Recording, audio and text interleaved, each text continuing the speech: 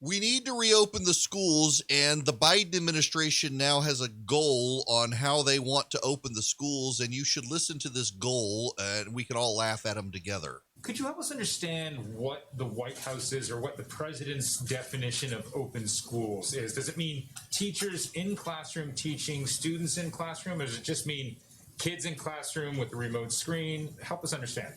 Sure. His goal that he set is to have the majority of schools, so more than 50%, open by day 100 of his presidency. And that means some teaching in classrooms. So at least one day a week. Hopefully it's more. And obviously it is as much as is safe in each school and local district. When you say some teaching, you didn't use the same majority qualifier there. You just have to have some teaching in school, some teachers in school, not the majority of teachers in school and the majority of classrooms. Well, teaching at least one day a week in the majority of schools by day 100.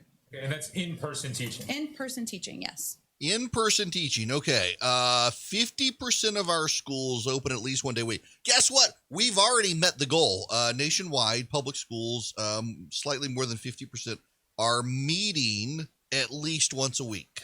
For the Biden administration to come in and say, we want 50% of schools open at least one day a week, when we're already doing that, they're setting goals that are stupid goals because they're not even achieving them. They've already been achieved. And now they want to take the credit of other people. But what they don't want to do is they don't want to push anyone who's a special interest. And right now, teachers' unions don't want anyone to go back to school, even though in a lot of places teachers are getting the vaccine. And in every place, we know for certain that schools are not areas of transmission for the virus. They are not vectors of transmission. No elementary or secondary school has been a vector of transmission for the virus. We can document the cases in elementary and secondary schools. We know where they're coming from all over Georgia and elsewhere. We know people aren't spreading the virus in schools. And yet they don't want to go to school.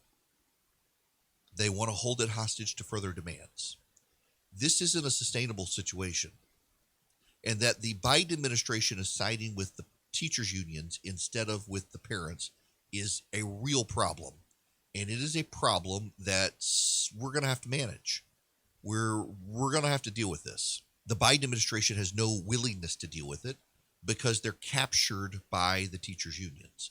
Teachers unions spent more money to get Joe Biden elected than any other constituency. He can't turn on them. But the teachers unions increasingly have turned on their parents and their children in their schools. They've increasingly gone woke. They're increasingly about democratic activism and indoctrination, not education.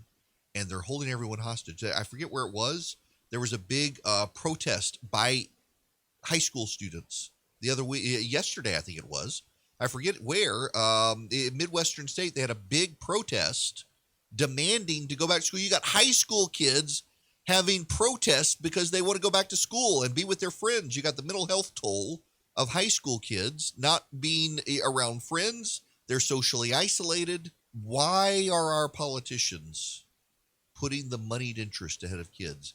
This is a just real damning indictment on how the left gives lip service to money in politics is bad, and then themselves are hijacked by the highest bidder.